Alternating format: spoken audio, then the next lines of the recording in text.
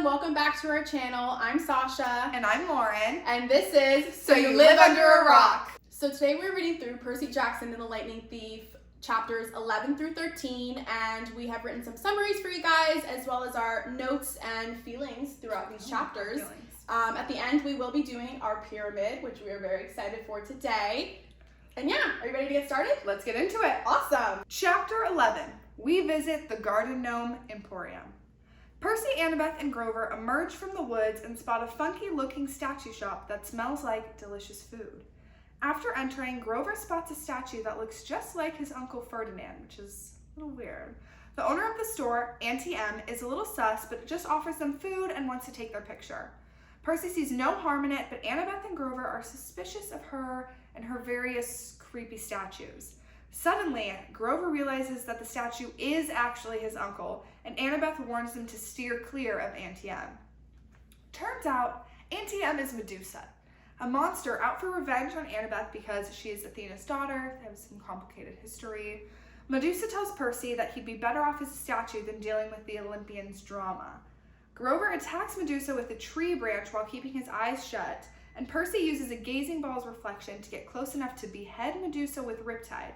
But still, Annabeth warns him that her head can turn him to stone, attached or not.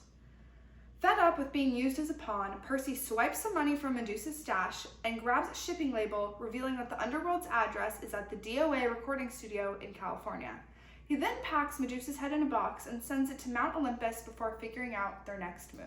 This chapter, again, I feel like is one of the ones that the movie did really well. Because I was reading this and I was just picturing that scene that's been going around of Logan Lerman as Percy using the back of an iPhone 3, the reflective back to which honestly dates it so much, but honestly it's really super iconic. And I hope they kind of do something like that in the show, because it's funny, it makes it a little more real. Because in the book I think they use just a regular mirror or some sort of seeing glass. I want to know what happened on scene in the movie when they were we need to use an iPhone for this. They were this is going to be so cool. Everyone's it's going to age awesome. so well. iPhones are never going to get better than this. And then the iPhone, because all the cameras change and stuff. Oh, yeah. It's completely different It's now. the original, small, singular one.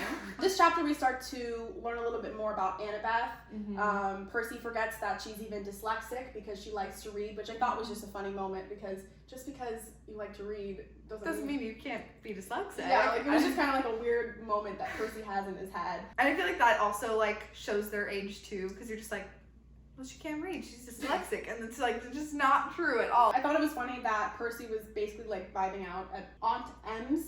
And both Grover and Annabeth were maybe something's a little off here. And I was kind of getting annoyed with Percy, because I was get out of there. If your friends are hey, this place is weird, I'm getting bad vibes, and you're just no, the food's good, she's cool, she's nice, maybe trust your friends who've been in this world a little longer. And he even internally was having some discourse about it. He was I don't know, something's a little off. Yeah. Oh well, And I think there's a line in the book too where Auntie M is oh yes, Annabeth, or something, refers to Annabeth by her name right when she meets them. So obviously she knew who they were. And Percy, I think, even says, he's yeah, it was kind of weird, but oh, whatever. Well. And then Percy continues. Alive and well. He sends the head of Medusa to Olympus, basically as a big... Oh. I'm going to blur that out. Oh. I'm going to learn how to do that. I'm going to blur it out. Yeah, that was just a pretty funny moment. It kind of shows a little bit more of Percy's character and who he's turning into. He's sassy. He is sassy. It just kind of just shows, why he's gotten in trouble at all these schools so many times. Maybe he is part of the problem. not to say that, but I'm saying that. Sorry, Percy.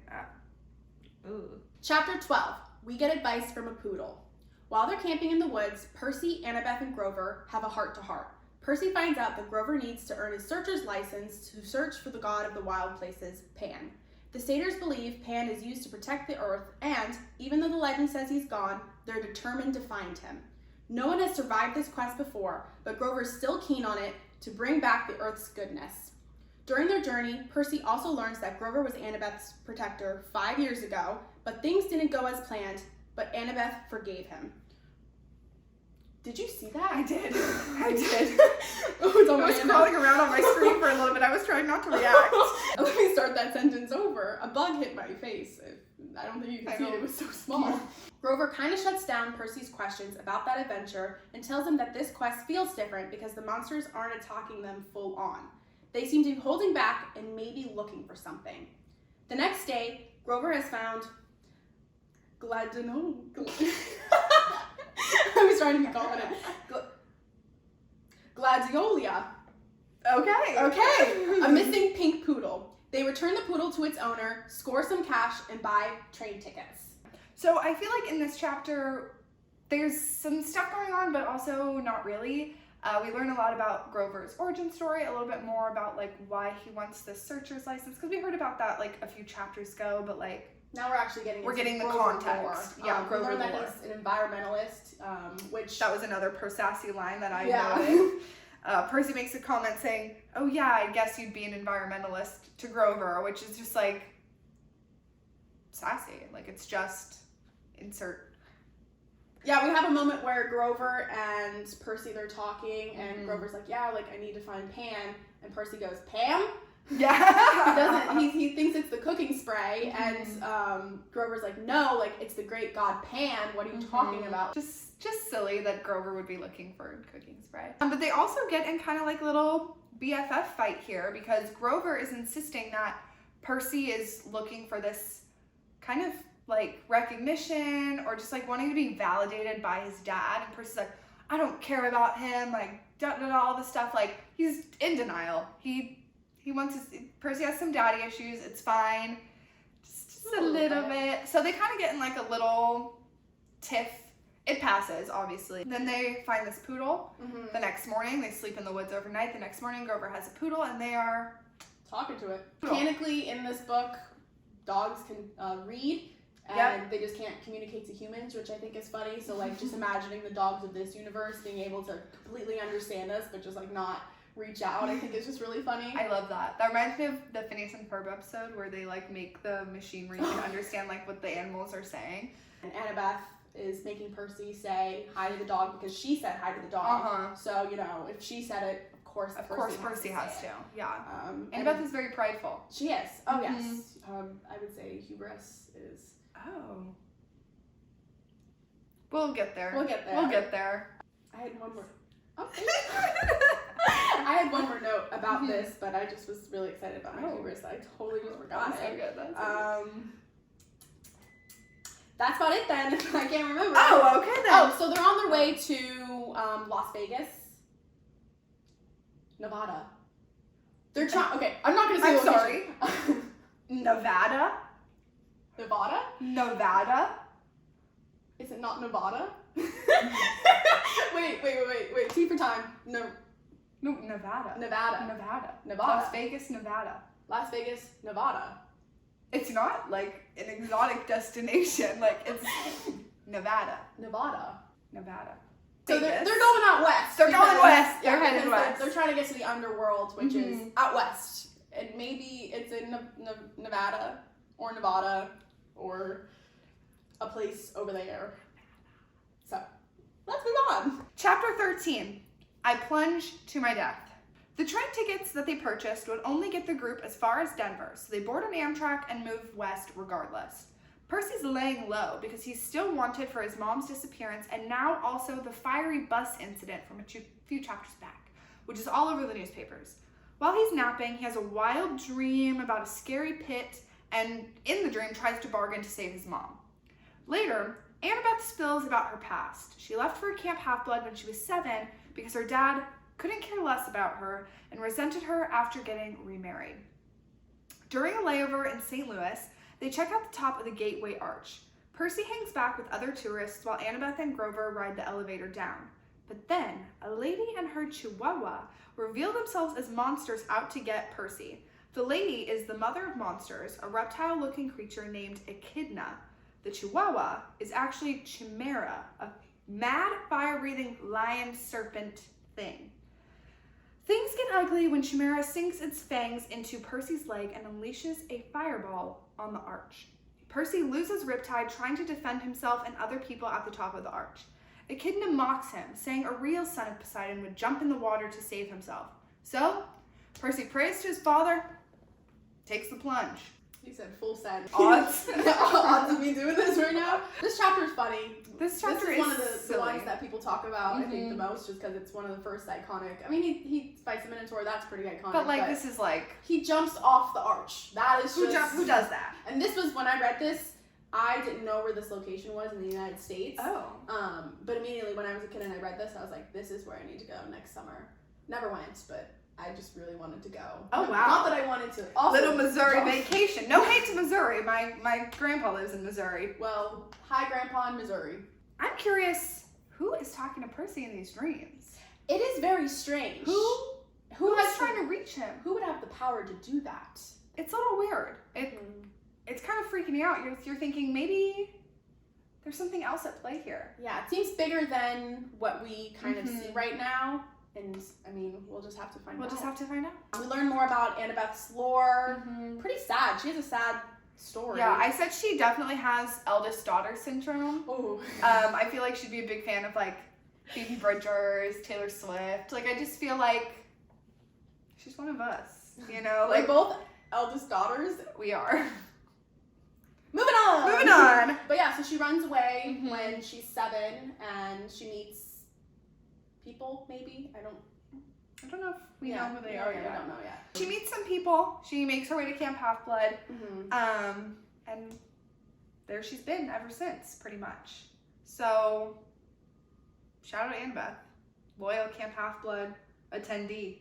As far as the monsters we encounter in this chapter, so the Chimera is a Chihuahua, or it begins as a Chihuahua, and I've always pictured, this is my other Phineas and Ferb reference, here it is.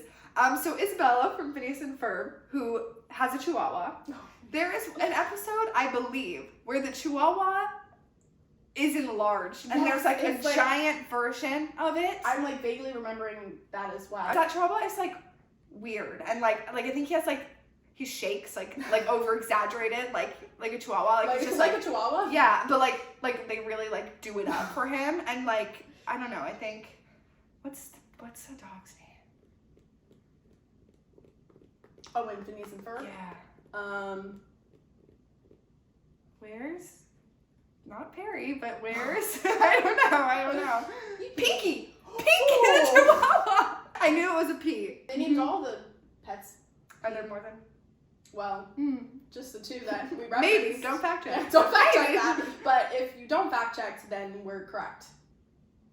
So, there's that. Checks out. Percy also loses Riptide during this fight scene, and he has a moment of, because he knows it's going to return to him, but he's thinking maybe only in pen form. I'm actually not sure why it doesn't return to him. I think maybe it's just too soon. Or that's kind of what he theorizes. He thinks he might be too far up. He's not really sure like what the timeline is upon return, you know? But he jumps in anyways, so he full sends it. Full send, bet. Everyone's favorite time of the week. Pyramid!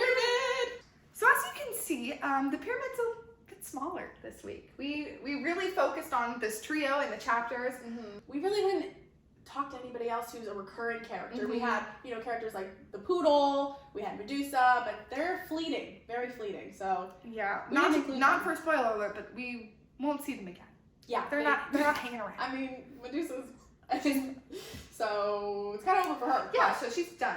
So let's talk about our placements. Who do you have in your last spot this week? In my last spot this week, I have the person who's been at the top of my pyramid for the past few weeks. I have Annabeth in my last spot. We're gonna definitely beef. Oh, I don't have her in my last spot. I have Grover. Why do you have Grover in your last spot? Well, now this might just be favoritism, but because these characters, I feel, throughout these chapters were relatively doing all the same things. Okay. This was more of a bias thing. I'm sorry. Red flag. I know. Right off the bat. I could be canceled for the things I'm saying, I think. But I felt like Grover was the last spot, not because he necessarily did anything wrong, but because I thought my second and first spots were far superior. Yes. Now that I'm not really sure why I put Annabeth in my bottom spot. I think, like, she was kind of just pissing me off a little, like, in these chapters. I was like, God, when is she gonna, like, be more friendly and, like, fun? Like, I felt like I was still getting kind of a standoffish vibe from her. Even in the previous chapters where she kind of still had that vibe, I felt it was coming from a place of, like, well, I've been at the camp for a long time, so let me tell you some things, you know? Like, it was kind of coming from, like, a expert. Yeah, like, talking down to someone. Kind of, but not in, like, derogatory. Now she's just being annoying. Like, they're all on the same playing field, and she's just being a jerk. Yeah, I could see that. I don't know. I would be okay with putting Annabeth. Okay, I have Grover in my second spot. So I had Annabeth in my second. So okay. It sounds like we agree about who's number one. Finally! Yay! So I'm just gonna go ahead and move him because yay. Oh, here, I'll move. Sorry, she usually does the tape for obvious reasons. Here, I'm gonna just move him over so it's...